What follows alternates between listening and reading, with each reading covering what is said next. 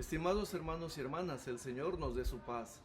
Nos encontramos en el cuarto domingo de Cuaresma, el domingo de la alegría, o también letare, como aparece en la expresión latina para decir desde la liturgia la grandeza del amor de Dios que nos elige para ser sus hijos en Jesucristo nuestro Señor. La alegría no es expresión externa de una emoción como respuesta inherente de nuestra psiquis. La alegría que nos ofrece la liturgia de hoy es el mantener la certeza y la convicción del derroche del amor de Dios que se ha manifestado en cada uno de nosotros. La primera lectura, que está tomada del primer libro de Samuel, capítulo 16, los versículos interrumpidos del 1 al 13, nos presenta la decisión que tomó el Señor de elegir un rey según su corazón para que gobierne su pueblo. El pueblo ya tiene un rey, en la persona de Saúl. No obstante, para el Señor, el pueblo está sin un rey. Inicialmente el pueblo ha pedido un rey. Dios tuvo que aceptar el pedido del pueblo. Pero una vez que Dios aceptó, tomó el control de la historia para colocar reyes según su designio, no guiado por apariencia, sino por la intención que brotan de su corazón. El profeta Samuel realiza el sacrificio y le hace partícipe a Jesé en la ciudad de Belén. En este contexto ritual, Dios elige un rey para gobernar su pueblo y al mismo tiempo el pueblo tenga la conciencia que Dios no ve como los hombres que se centran en las apariencias. El Señor ve el corazón de cada uno de nosotros. El texto de la liturgia que nos ofrece hoy en forma interrumpida es el proceso de selección de los hijos de Jesé hacia el profeta Samuel. La narración se detiene en el momento del encuentro de David con el profeta. El profeta expresa la percepción del color de David, la forma de sus ojos, que a propósito no dice qué es lo que tenía en los ojos, ni el color de los ojos. Escasamente nos describe de pequeñez a David, que no cuenta nada más, ni siquiera ante la presencia de su padre. Es decir, presenta la figura de David como un personaje insignificante en el núcleo de su familia. Ante esta detallada descripción, la narración interrumpe a Samuel, que una vez más se fija en las apariencias de David y procede con la unción del rey. Esta narración nos recuerda a Ana, la mamá del profeta Samuel, cuando eleva un canto hacia Dios. Levanta del polvo al desvalido, que es la misma inspiración del Magnificat que describe la debilidad del hombre rechazado, sin nada que lo haga atrayente, leproso, herido de Dios y humillado, encuentra la fuerza del mismo Dios, tal como lo presenta el canto del siervo sufriente. El Evangelio tomado de San Juan, capítulo 9, los versículos del 1 al 41, nos presenta la narración de un hombre ciego de nacimiento que se encuentra con Jesús. La historia es apasionante en el sentido de que nos lleva a seguir la secuencia de un hombre ciego que recupera la vista, pero no sabe quién lo curó. Necesita de un poco más de tiempo para que pueda hacer el camino de reconocimiento para realizar una profesión de fe, como aparece al final del relato. Hay varias cosas que nos llaman la atención de este relato. Lo primero que vemos es que se describe la realidad de un hombre que nace ciego y que entra en contacto con Jesús. Luego Jesús se autodefine como la luz del mundo, para que los que no ven puedan ver por medio de él.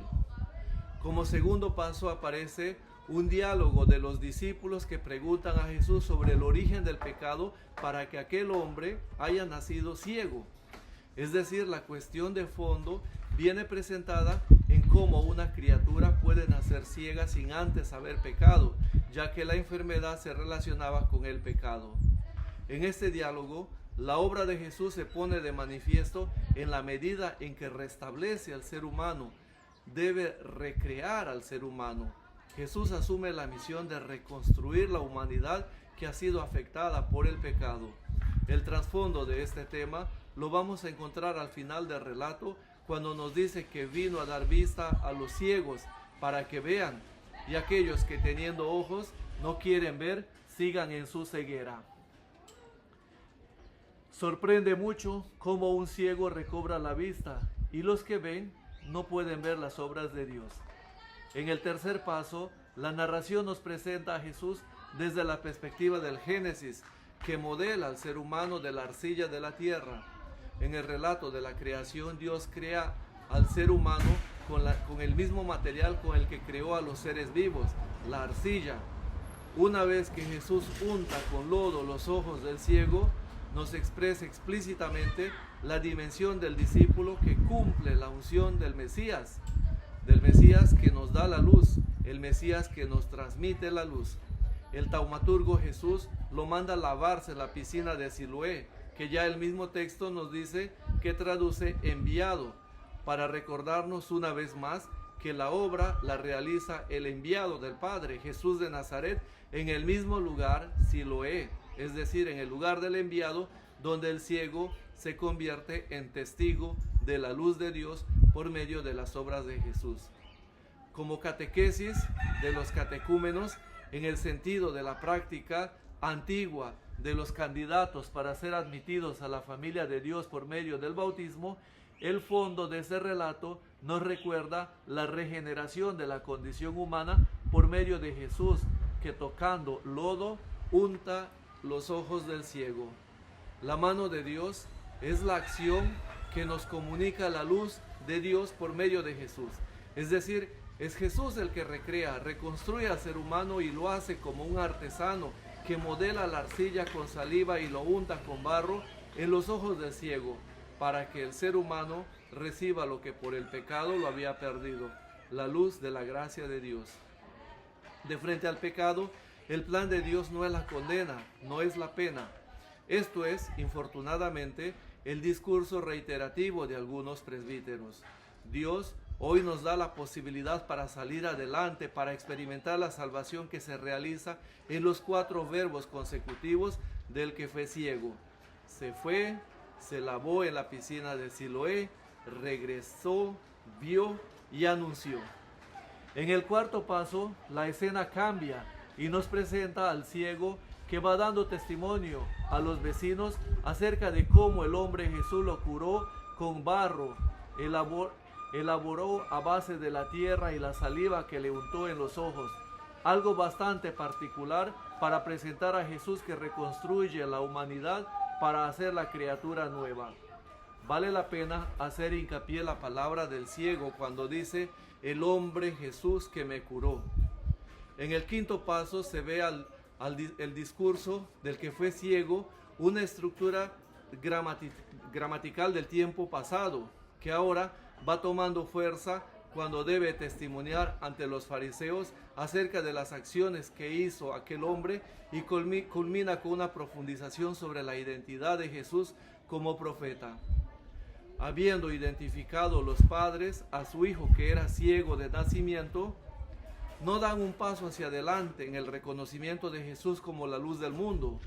Junto con los padres, los amigos y los fariseos expulsan al que fue ciego por confesar a Jesús como el Hijo de Dios. Esta expulsión no es de ellos. Ya previamente los fariseos habían decidido expulsar de la sinagoga todo aquel que anuncie las obras de Jesús. Como último paso, el que fue ciego, al verse expulsado de sus vecinos, de sus padres y de los fariseos, libre de todo apego, decide dar el paso definitivo para profesar a Jesús como el Hijo de Dios. De este modo, el ciego refleja la ceguera de los que renuncian ver en Jesús las obras del Padre. Por ello, la segunda lectura que está tomada de la carta a los Efesios, capítulo 5, los versículos del 8 al 14, nos invita a reconocer que en el bautismo hemos recibido la luz que es Cristo, para vencer toda forma de oscuridad que destruye nuestra vocación de ser llamados a la plenitud de la vida en Jesucristo nuestro Señor. La gracia del Señor nos acompañe. Buen domingo, paz y bien.